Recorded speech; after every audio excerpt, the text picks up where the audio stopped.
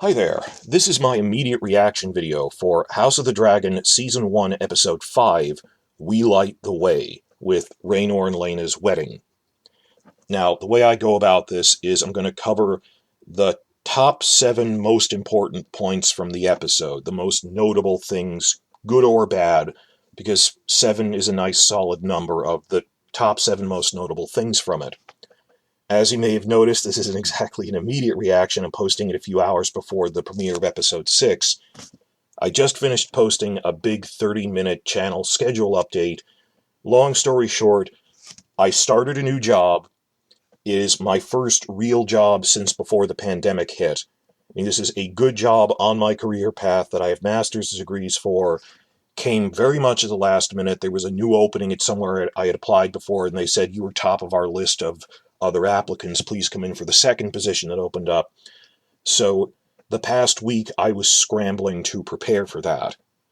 And like I talked about in the other video, this will impact my channel. It's not going to shut down my channel. Actually, being financially stable will sustain my channel. It's just it slowed me down this week because I didn't anticipate them calling me back. So that's happening on that end. I will try to juggle all of my reviews and stuff. I'm at least going to keep doing the live episode recaps as we go. But this is a problem you want to have. A good reason to be delayed is I suddenly got a really good job for me to get into. So diving into the top 7 points from this episode, first thing is unreliable narrator. They straight up used Sept and Eustace's version of events in this, which is that Rhaenyra broke up with Kriston. Like I said, if you haven't read the books, Fire and Blood is structured in such a way that it's an in-universe history book that has to deal with rival sources. Munkin wrote a pro-Rhaenyra history. Sept and Eustace wrote an anti-Rhaenyra history. And then you have Mushroom, the dwarf court jester, who he made up salacious clickbait trying to be as entertaining as possible rather than something plausible. And I hate it when I see people seriously, not just tongue-in-cheek, maybe Mushroom's origin is right, but who are actively reporting Mushroom's thing could happen next episode because they're clickbait channels, that they're trying to... It's not that they honestly believe this happened or think it would be funny, it's you are trying to get clicks for the most outrageous story rather than what could plausibly happen. And we can't dismiss Mushroom out of hand because the whole point is once or twice he has shades of truth to something he suggests that no one else does. And yeah, you get the sense that for other things, he might be exaggerating, but that's a surprisingly plausible suggestion he just made. But I'm not trying to go with the intentionally most... When people make theories for the sake of theories to be entertaining theories rather than plausible ones, I don't do that. So that was them giving a nod to Mushroom in this. He just has a background cameo as a musician in this. Last episode, like I said, for both that episode and this one, because they're linked events, Rhaenyra losing her virginity and then breaking up with Kriston, the Rhaenyra historian, the pro-Rhaenyra historian, simply doesn't talk about either one that much because it's, you would put her in a bad light, so he glosses over it. So our only real sources are Eustace, the anti-Rhaenyra source, and Mushroom's crazy sources. Last episode, with how she lost her virginity, Eustace said she had sex with Daemon. Mushroom said, oh no, he took her to brothels to train her how to seduce a man because she was really madly pining after Kriston Cole, but as a man of honor, he wouldn't break his vows to the Kingsguard, his vow of chastity, to be with her. So she threw herself at him, but he rejected her, and then word of it came to Viserys, and he realized that Daemon had planned this whole thing, taking her to a brothel, training her, because then he went to Viserys, I'll marry her, who else would have her now? And when we were debating the show, for the year or two leading into this of how will they handle the unreliable narrator, we usually thought sometimes they'll do Munkin's version, sometimes they'll do Eustace's version, or at least something between the two extremes, depending on the case. And surprisingly, they went with something, a third option, that this is some other thing that plausibly could have happened because, and the writers talk about this a lot, they have that weekly podcast on the official HBO YouTube channel where they've been interviewing writers and stuff. Sarah Hess was just on, explicitly saying it's structured to be an unreliable narrator that gives us some leeway. And I think they did it cleverly. This as a book reader, this could have happened. That in some cases, they were both wrong. I mean, the books never say that that Melos, the Grand Maester, presented Rhaenyra with abortion tea, moon tea, but it's very plausible that could have happened, that a nobleman in that position, like Viserys, who thinks his daughter just had sex, would provide her with moon tea. That's what would have happened, but historians wouldn't know that. Like, really private conversations, bedroom conversations and stuff, Munkin wouldn't know if she had moon tea. Eustace wouldn't know. So I don't think, oh, it's an invention. Well, it could have happened because of the way it's structured. And it was inventive, and I thought it was, it's, yes, some of these versions say she was really pining after Kriston Cole. Difference is, in this version, yes, she actually had sex with him. That it's like a mix of both. Daemon took her to a brothel not to train her, but to sully her so he could then claim her. And then she actually had sex with Kriston. So it's like in between the three, but I think was really good. That was last episode. Bring that up because it's linked to this, where Eustace says that she broke up with Kriston. Mushroom says she threw herself at Kriston for a second time and he rejected her once again.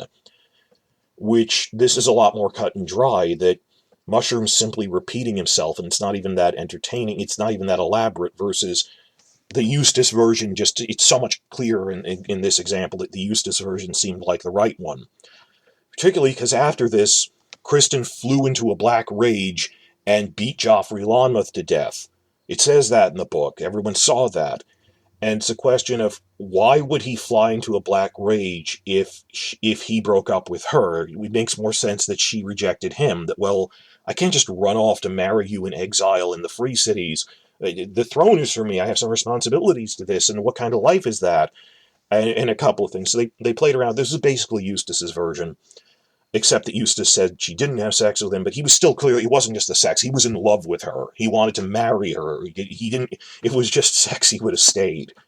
Yeah, as I think the show set up that, no, I want to marry you, and I've sullied my honor. Which leads us into point 2 out of 7. Kriston killing Joffrey Lonmouth was changed a little. That in the books, if you haven't read the books, a lot of you haven't, like, they said that in the show, that we're going to have a wedding feast, then 7 days of tournament games to celebrate. Then they cut it short and just have them both marry really quickly. In the books, at one of those tournament days, the wedding tournament, to celebrate the wedding, Kriston is facing Joffrey Lonmouth, and he flies into such a black rage that he kills him. For that matter, he was in such a black rage, he, injured 3 other men. He fought Harwin Strong and broke his collarbone. He was just a man possessed. He was in such a black fury because Rhaenyra broke up with him. But killing someone in a tournament is legal. That it's a risk you take, versus beating a man to death in the middle of the wedding feast. Wouldn't there be repercussions for that? Like I said, I'm trying to keep this shorter. That'll roll over into the thing I'm making for episode 6, because people who don't know the books weren't asking that, online as much, because they assumed there would be fallout in episode 6, and you'll see there won't be. People we know who get episode screeners, that Westeros.org, Elio and Linda got screeners through episode 6, and they said they don't address it, because there's a 10-year time jump. They don't explain how he avoided being arrested. My take is I worry they didn't plan this out, but thankfully people are noticing. Either they have to have a flashback, or this will build the argument for having, a bonus special to show young Rhaenyra and young Alicent in the gap years, of, show the fallout of that. I'm going to make a longer video about why this builds the argument for we need, a bonus episode set during the gap, to just a token explanation. I know it's a condensation. That's ultimately why it happened. I'd settle for a 1 minute of dialogue going, something like Alicent wants him on her side, and so Alicent is the one pulling the strings, that he doesn't get charged with murder or anything. And, the phrase going, we had to kill the Starks, they were turning into werewolves. Maybe they'll make up some token excuse of, he pulled a knife on Laenor and Kriston was saving him, and everyone knows it's a lie, but it's Alicent put her foot down and said, don't punish him, because he's my right hand now. I can see that working. And maybe the underlying reason is Alicent put her foot down and Kriston threatened, you try me for this and I will out that Joffrey was Laenor's lover, so just let it drop. Maybe. Just it doesn't matter what it is, because it's an out-of-universe reason that they needed to condense this. I'm okay with that. Just give some token explanation of why he's still a Kingsguard at some point. And if you don't do it within the next 5 episodes, do it in a stray line of dialogue in season 2. Doesn't even need to be a flashback. Just address it, and I'll be okay. Like I said, thankfully, little things that remember when we were going, Benioff and Weiss didn't explain Talissa well enough, or this other thing well enough. People go, oh, forget it, forget it. Oh, no, they'll explain it eventually. There'll be honeypotting. No, we're keeping a list of things you need to explain through. And even though this is fully understandable, you condensed it. There's no mystery of why is Talissa here, because they wanted it to be a romance when it really wasn't. Okay, I understand you condensed this with a wink and a grin. Can you give some sort of in-universe reason for it? But I think I was mildly upset that I didn't see too many people reacting to that in the past week of why wasn't he punished. I think they assumed he would be in episode 6, so this will come up again. Still on point 2, but separate from that, the killing of Joffrey Lonmouth. He dies in the books, and I've seen some people all over the internet that some people just need to, when I say some people, I mean some news outlets have a quota and need to react to and criticize things of, does House of the Dragon have a gay problem? But I also saw from the grassroots, like YouTube channels, LGBT YouTube channels, genuinely commenting on, very nicely, we are concerned of the overtones of this, that it's like gay bashing. So it's very nice. I looked for gay channels who were commenting on it. Googled gay problem House of the Dragon. One I saw in particular was very nicely done. It was a trans woman who was talking about it and very articulately said, I intellectually understand and defend that the writers were condensing something, and there are in-universe reasons that Cole didn't kill him because he was gay. It's because he was freaking out that he had wanted to marry Rhaenyra, and him going, oh yeah, we're both side pieces now, just totally set him off because he was on the verge of a breakdown of, if I find out I'm going to be tortured to death, I've sullied my vows. In-universe, that isn't why it happened, just that visually it seemed like the gay panic thing. Or if you're sensitive to that, I see how it could appear, shades of that. But, from the grassroots people running YouTube channels, I thought were actually pretty reasonable about this, saying, we are concerned about that. I wouldn't say it's a problem. It was unintentional overtones, but I can see why. I think they'll be okay with it through the next episode if these things happen. That was a big problem we had worrying about this show going in before we even saw season 1, that gay characters die in this. We were worried about it. I'll see what happens, but some of the, like, Esquire got this all wrong. No, it wasn't Esquire, it was GQ. It was some mainstream magazine. You could tell they wrote this as clickbait. They didn't even watch the show, or I don't think they said, like, oh, this is the first gay couple in this franchise. Like, remember Renly and Loras? That you could tell they hadn't watched it. But I'm not going to waste time going over that. But my conclusion was, I'd rather have these concerns raised than have the writers given a free pass again like Benioff and Weiss were.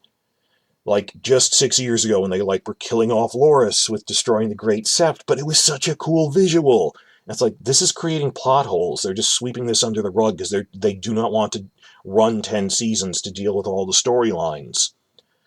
That there were so many... Game of Thrones, the original show, officially had a gay problem, a black problem, a non-white race problem, a women problem, and a rape problem. And eventually people just were ignored. News sites that did criticize this were ignored, and eventually just learned to stop asking questions. That between season 6 and 7, they were untouchable, and I will never forgive or forget that. That you could have this bizarre Sansa rape storyline to be handing them Emmys. That you killed off the last gay character on the show, Loras, and season 6 was praised as brilliant writing, and there was always a few people, thank God, who were criticizing how they handle race in the show, or women, or just Stannis, that this is terrible writing for these characters, you're making them stupid, and we were ignored. So I don't think this is I wouldn't call this a backlash. I think I'd say it's just voicing concern, and I'd rather have it than not have it, because we are not going back to the free pass that Benioff and Weiss got. That wasn't normal. So I'd rather deal with these discussions honestly than just, we need to dismiss that. That's terrible. So we'll see what happens. I will say, moving on to point 3, Rhea Royce's death. Uh, Quickly, that he does say, I'm going to go to the Eyrie to press my claim to Lady Jane. Jane Arryn is the ruler of the Vale during this prequel era. She's roughly Rhaenyra's age. She's her cousin on her mother's side. Uh, she inherited rule of the Vale in her own right after her father and older brothers died fighting the Hill tribes. So she's not a regent or anything. She actually inherited rule of the Vale. And Jane Arryn is in a long-term same-sex relationship with her quote-unquote dear companion, Jess Redford. And minor spoilers, Jane and Jess live through the whole story and never get killed by anyone. So if you're looking for a happy same-sex romance character... So in this episode, we lost Joffrey, but started setting up Jane Arryn. I don't think she'll appear on screen in Season 1, but she'll definitely be in Season 2. Her and Cregan Stark are also, because they're part of the same storyline. So there are gay characters who die in this show, but as long as they keep introducing other gay characters... This is a show where a lot of people die. You know, like Walking Dead, people die all the time, but and people be worried when you killed off a black character, you killed off a gay character, but it's that kind of show, and they introduce more. So and even like TV trope says, like the burying your gays trope, there is to take into consideration that if it's a type of show where people die all the time and it's a really high death count, that is a concern. But I'm aware of these concerns, and I'm not and I don't want them diminished, and I'd rather have them voiced than when we were silenced. But yeah, we are concerned about the gay characters die in Season 1, but the ones from Season 2 onward stick around. Like, there's the rumor that Allie Blackwood is having a relationship with Sabbatha Frey. They also live through the whole story, and into the Regency era. So, but the big example is Jane Arryn, though. But, well, point 3 is Rhea Royce's death. Red Team Review didn't like this. I didn't have a problem with it. Because in Ryan Condal does explain this in the behind-the-scenes video. He says there's this cryptic one-line description that Rhea Royce died in a sudden fall from her horse. And it made me think Daemon killed her. I don't know if Red Team Review knew that isn't very out of the blue. It's actually, there is a reasonably widespread fan theory or speculation. Did Daemon have something to do with that? Like, I wondered that when I read it. Now, to be clear, in the book version, Daemon could not have personally done it because he was in the Stepstones at the time. But it still, could it have happened on his order? Like, in the books, Euron probably didn't personally kill Balon Greyjoy, but it was probably a faceless man he hired. So, in the books, there's this wondering, did Daemon hire a faceless man to kill Rhea? And the faceless men, their modus operandi is they kill people and make it look like an accident. Of course, in the book, she regains consciousness briefly, enough time she could have said if someone was trying to kill her, but maybe someone lamed her horse and she didn't even know it. You know, like cutting your brake lines. So I don't have a problem with that. That he was implied enough in the book. The source material is ambiguous. That's another one of those. I didn't have a problem with it, that he actually kills Rhea. So that's just another example of that. Red Team Review was really against Condal for that. No, there's enough fans who were wondering, the way that line is written is weird. Did Daemon have her killed? So that's that. Point 4 here. Seeing High Tide Castle and the relics from all of Corlys Velarion's voyages. That was amazing. You're doing yourself a disservice if you don't watch the behind-the-scenes videos where they go over, this is all the stuff, shots you didn't get in the episode if we planned out everything, that they worked out where all of those things come from. That Steve Toussaint asked Ryan Condal, come up with background for this so I know what I'm looking at, and he came back with really detailed stuff of where everything is from on his voyages. If you look closely, they actually have accurate world maps now. That, because of the whole rights issues, copyright issues, Game of Thrones, through its final season, used this inaccurate world map that didn't have the Summer Isles on it. Yeti was all wrong. They didn't have the Lands of Ice and Fire map from 2012. The world map that's like as a mural to the left of the staircase on High Tide is an accurate world map, and like in his papers and stuff. So that's just one of our little things we always got annoyed about. I love the thought that went into it, not just the relics in it, but the castle itself. The idea is that, if you ever read the books, Corlys built High Tide Castle all at once using the wealth from his voyages. Castle Driftmark was the ancestral castle. That's on the other side of the island. He built High Tide Castle. And the idea that went into that, they talk about behind-the-scenes videos, is what would a castle look like if it was intentionally built all at once with no price limit? It's really impressive. It can do experimental things like having this spiraling main staircase, spiraling hallways mirroring the staircase, and it just looks shiny and new. In comparison, like Winterfell, they do say in the books, it was built incrementally over centuries, and it's so weird when you look at it that there's like different architecture styles across thousands of years that just got expanded over. There's expansions to it. Or even Casterly Rock, which was, delved out over centuries, or Highgarden. They were built gradually. This thing was built all at once. There's rare examples when that actually happens, like the Red Keep was built all at once, designed all at once. Even then, by this time period, the Red Keep is over 50, 60 years old. High Tide was built, prices it's no price limit, all at once, designed by one guy, and it's only been around for like 30 years. So like the roof has shining silver on it, all good stuff, and that's the interiors. Set-wise, these were the first spy photos we got. We went, hey, we think there's activity on the coasts of Cornwall.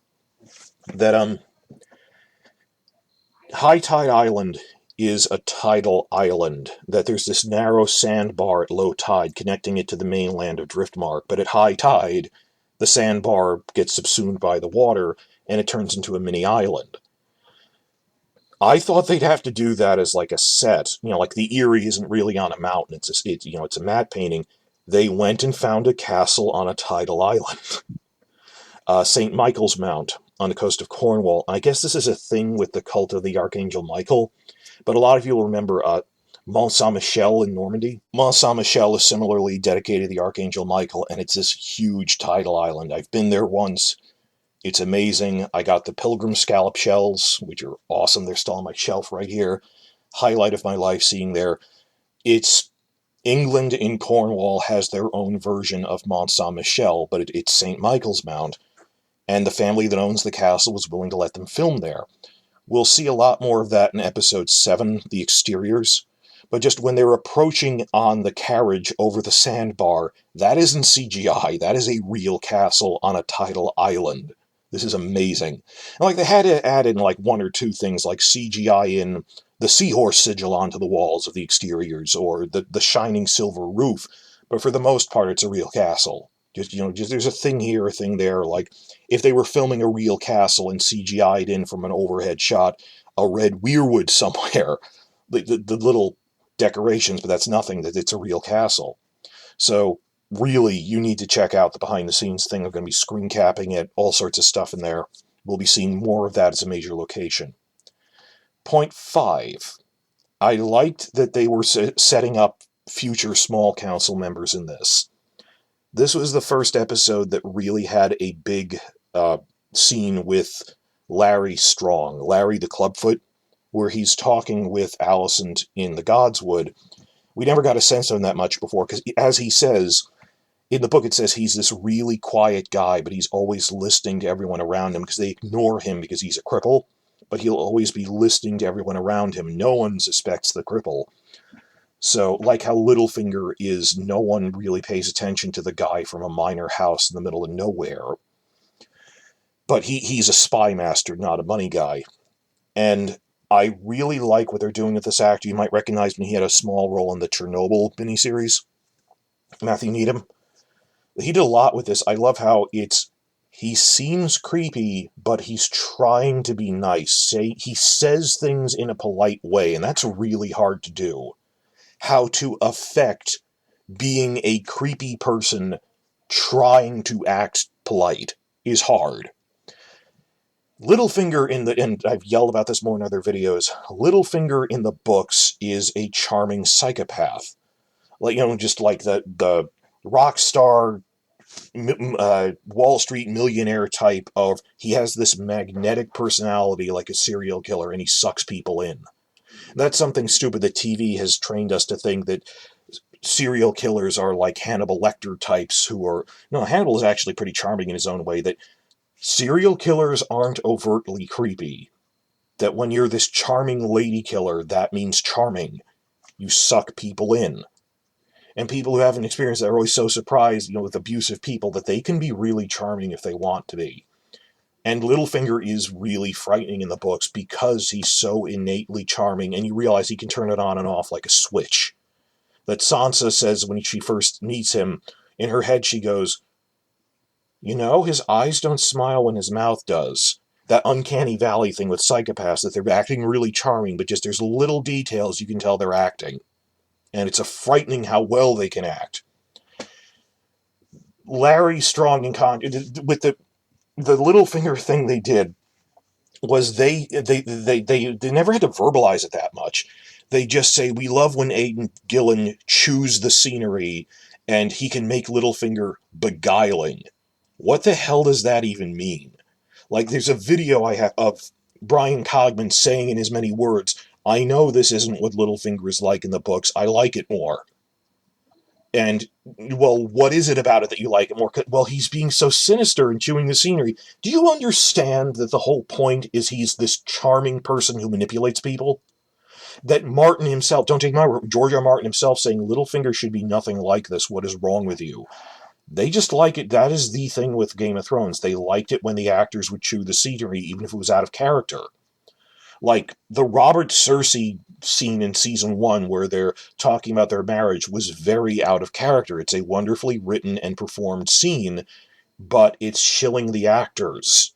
It really doesn't make sense for the story, and it's all one big theme. It's all show off the actors was the source of all the problems. Some of these scenes could even be pleasant, but story-wise, it's nonsense. So this is like, just as last episode was, okay, here's a sex scene done right, where it's meant to be erotic and with good direction and female gaze, and not just like Hustler or something, just throwing it out tits and ass on screen, but there's some artistry to it. And it felt like a response to how badly made all the random nudity, female nudity, was in the other show. Larry Strong on this show, from the one scene we've had him in, feels like a response to TV Littlefinger. But even in the books, he is not Littlefinger-like at all. He isn't a charming person who is a psychopath. He's creepy, and you can tell he's talking nicely, but he's still creepy, and he's quiet and listening. Not unlike Wormtongue from Lord of the Rings, where the scenes where Wormtongue is with Éowyn in the movie, and he's trying to talk nicely, even though he's still creepy. And even some of the things he's saying even make sense of, but you are alone, you are trapped. But it's still on point. It is a very hard thing to do, to have a creepy character who is nonetheless trying really hard to sound nice, and not even dishonestly nice. Trying to, I heard a thing, maybe we could help each other. And you get the sense Alicent doesn't like him as a person, but is going, I see we're on the same side in this, I would work with you. That's the impression I get, that she doesn't like him, but understands we're working together on this. So it was just refreshing to see that, where it wasn't just creepy for the sake of creepy, but creepy trying to be nice is so hard to do. I'll talk about that more when we get more Larry Strong scenes. I know this is hard to do. Point 5 was overall setting up new small council members. The other little thing was they introduced Orwell. Orwell is, when I say Munkin is the Rhaenyra source, it's actually Munkin was based on, he interviewed a lot of people, but his main source is what Orwell wrote. But that's because Orwell was like in a prison cell at the time, trying to avoid execution, and he was in there for a year, so he wrote a pro-Rhaenyra version of events, some of which isn't exactly true, and Munkin will point out when he thinks Orwell wasn't right, but getting ahead of myself. But I like that whole thing that they set up that Mellos was like, let's give the king more leechings. And Orwell was, well, maybe we could give him this mixture of medical tonics that I read about in a book, and got the mixture. Like, no, boy, let's get more leechings. And it's that is in the books, that they say Mellos is kind of an old-minded doctor, and he really believes in the efficacy of a good leeching. Not the maggot therapy thing, though. That's a real thing. That works. Leeching's not so much. It's actually Gerardus, who's the maester at Dragonstone, who has been cast. We will see Gerardus. Gerardus is the one who they said his his medical potions and tinctures, chemicals and stuff. That's what medicine is. Worked a lot better than Melos's leechings. So for a time, Viserys' health improved. But I guess all maesters who were of a younger generation than Melos probably rely more on, medicine than a sound leeching. So I think it's okay that they gave that to Orwell to set him up. You see in the trailers, he's the Grand Maester by the next episode. You give a little hint that Melos is starting to have trouble getting up from when he's kneeling, that he's getting on in years. They were just slowly setting up that they're going to be replaced by other characters. And some people have asked that, I'm going to bring that up more in the thing for next episode, that how is Viserys still alive after 10 years when he nearly was, collapsing all the time in this? He got a better doctor who actually gave him medicine instead of leechings. And, obviously he looks in terrible state in the trailers, but he's still alive after 10 years, that it slowed down his decline. Some would say prolonging his suffering, but then again, what is medicine but prolonging your suffering? It's what Viserys wanted. He wanted to find me a better doctor who can actually keep me alive. So starting to set up other small council stuff with Larry Strong and with Orwell was point 5. I'm sorry this has been all over the place.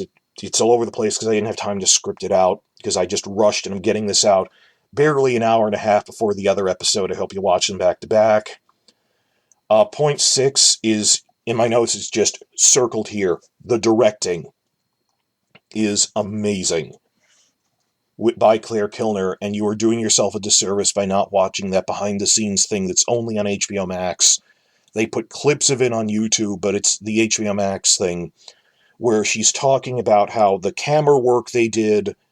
Do you have any idea how hard it is to film a human crush without actually crushing people in the audience? That how much they had to rehearse that, how dance as an art form has never appeared in Game of Thrones before. Not that I'm blaming, there weren't dance scenes in the Song of Ice and Fire novels that they had to struggle with. Like, what if you had to invent music or paintings as a visual art? In some ways, they at least describe them a bit in the books, or like song lyrics, versus dance as an art, professional performance level art thing. They said we struggled with this so much.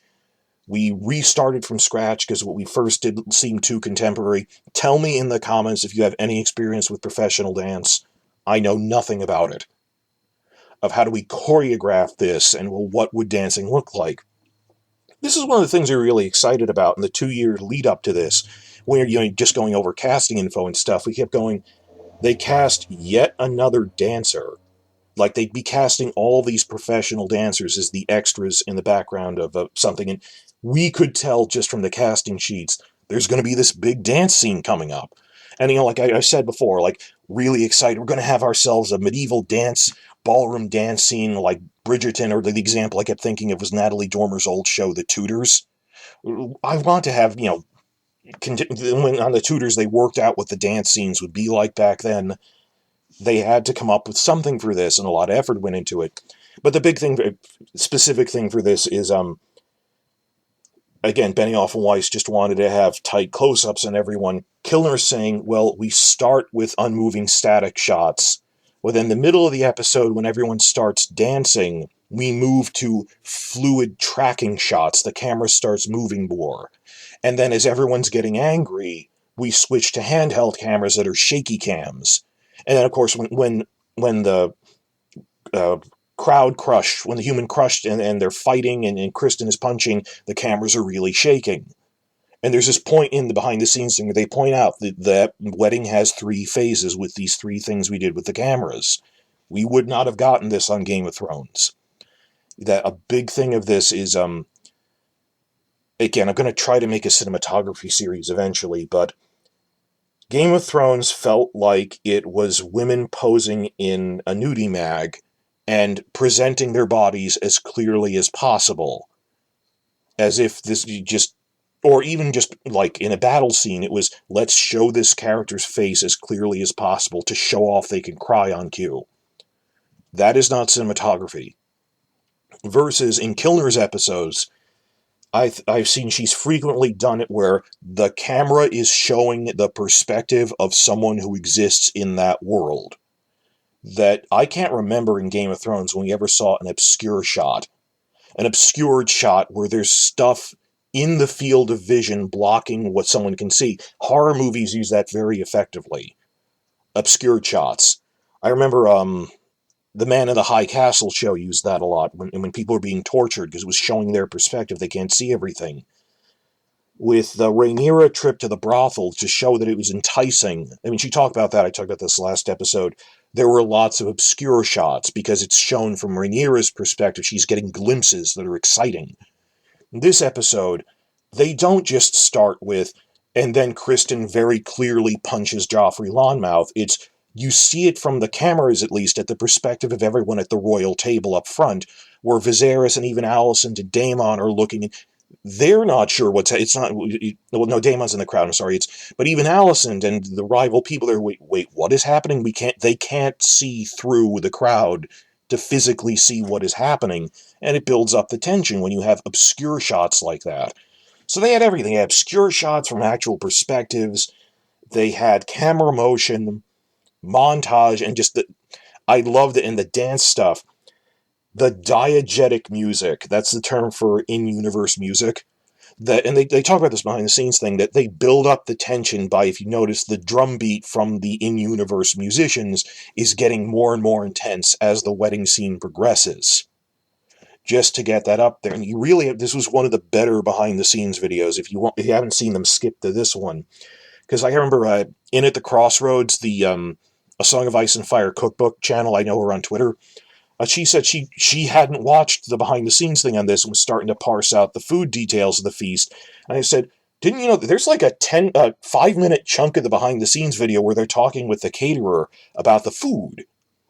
Like with the Red Wedding in the books, it's a subtle hint with the food that the Freys are serving disgusting stuff like calf brains and stringy sides of beef to set up the tension that this is a creepy wedding. That what they did was, a lot of the food is stuff you hunt. It's game meat. So you have, like, it's to show what a violent culture they are, that, like, Viserys is really carving away at a quail he's eating. That there's a plate of goat heads for some reason. Skinned goat heads. It's just the subtle, subconscious things are starting to feel violent because there's a lot of raw meat all over well, not raw, but there's a lot of meat all over the place. And that they thought this out. So many things went into this directing-wise, that the music as an art, the visuals, dance as an art, the food as a cultural detail. So much stuff and thought went into this, and directing-wise. So far, and this is not a fair sampling, Claire Kilner is my favorite director of the batch that we've seen. That isn't fair to Yaitanis because he's only really done one episode so far, episode 3. Episode 2 is really Sapochnik's thing he just covered for him. And out of the first 5, I still think episode 3 is my favorite. Not necessarily for directing, because of the story stuff in it, of meeting the Lannisters, having women from, like, House Redwine and House Lannister discussing the war for the Stepstones in the tent. All the politicking in the tent at the Royal Hunt was more interesting to me. And then the Stepstones fighting was fun, but it's not just, the action was fun, the politicking was better. I kind of liked episode 3 because we were meeting so many new people. They introduced Larry Strong in that one, briefly. So I kind of like 3 more, but direction-wise, but that's, the director can't control, that's what the script was. Story-wise, that was the best for me, but directing-wise, Claire Kilner's stuff in the last 2 episodes has really stood out. But Yaitanis is also doing the season 1 finale episode, which, there's going to be stuff in that. So, I'm not making an official list of who my favorite directors were yet, because we haven't seen everyone's stuff yet. Geeta Patel is only doing episode 8. I wonder what she'll bring to the table. But standout directing. I can't remember the last time on a Game of Thrones thing, because they were micromanaging the directors and telling them to do not telling them to do a bad job, they were telling them no. Static shots with tight close-ups hobbled the show's cinematography. how everyone's saying, wow, even just having better, no color filters, so it's better colors and saturation and lighting, episode 1 looked very different from Game of Thrones. And there was camera motion. This was taken up another notch under Kilner's pair of episodes, where there's even more cinematography as an art style. And the difficulty of choreographing the dances, and the difficulty of choreographing a human crush in such a way that people don't actually get hurt. A lot of stuff in there. So yeah, point 1, they used the Eustace version. Point 2, killing Joffrey Lonmouth kind of brings up a plot hole. They'll need to address that. That'll come up again next episode. Rhea Royce's death I didn't have a problem with. It's different, but it was kind of it was a fan theory. Point 4, High Tide Castle is amazing. That pairs with point 6 here of the directing stuff. You need to watch that. It's called The House the Dragons Built. It's only on HBO Max. If you haven't started them, skip to this one out of order. Also, I liked that they were setting up Larry Strong and Orwell in this episode. And point 7 out of 7, which again leads into next episode, is this is actually a bad point. We didn't see enough of these younger versions. Not just young Rhaenyra and young Alicent, I mean very specifically young Laenor and young Laena. Within 5 episodes, I don't have a problem with it. I think they did them enough, and well, we got 2 versions of Laena already. And taken collectively, she got a fair amount of scenes as a character. The actor, on the other hand, this is literally the only actor that young Laena... This is the only episode that the young Laena actor is going to be in. There's child Laena, young Laena, and adult Laena. So Savannah Stain, she got some good scenes in this, in the dance stuff. Brief stuff welcoming them to Driftmark, and just that one scene of her welcoming Rhaenyra, and hello, cousin, because she's her second cousin. Hello, cousin, let's go off to breakfast. Because there's a fan theory that they had a relationship. Maybe that'll happen a little in episode 6. They could imply it. That was all. There was a serious argument before the show started of we need to have 2 seasons that have a full 10 episode or maybe 8 episode season with the young Rhaenyra, then do older Rhaenyra, then do the war in episode 3, but in season 3. But from a pragmatic standpoint, I don't blame the showrunners or think they're incompetent for this was considered a dead franchise. There's no way they could have sold, oh, the Civil War doesn't even begin until the beginning of season 3. That's silly. They couldn't have done that. They could have done more action in the Stepstones. I don't see how they could sell this. And I've heard Red Team Review and Preston Jacobs talking about this. A lot of the reason people think season 1 is so good is because it's really condensed with no filler. So if, the thing for live theater and movies is they say always leave them wanting more. That if we stretched it out too much, there'd be filler in it. So what I'm hoping for is that this builds the argument for we need like a one-shot special or 2, or maybe a string of 3 episodes. We do one-shot special, like what The Crown does, set in that 10-year time gap. And the reason there isn't as much clamoring for this is people don't know there's a 10-year time jump yet who are watching it cold and not paying attention to the news.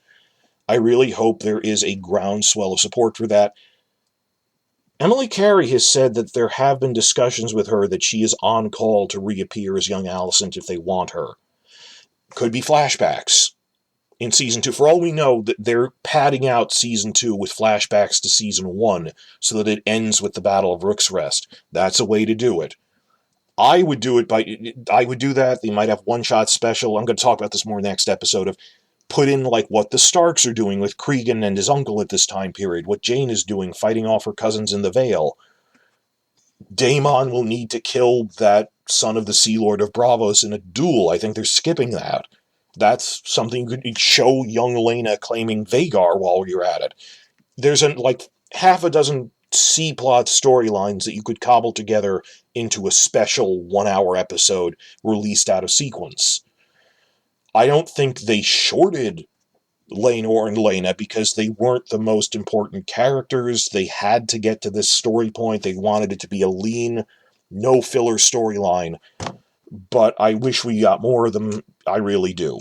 But I'm going to yell more about that next episode. So I'm an hour and a half out from the premiere.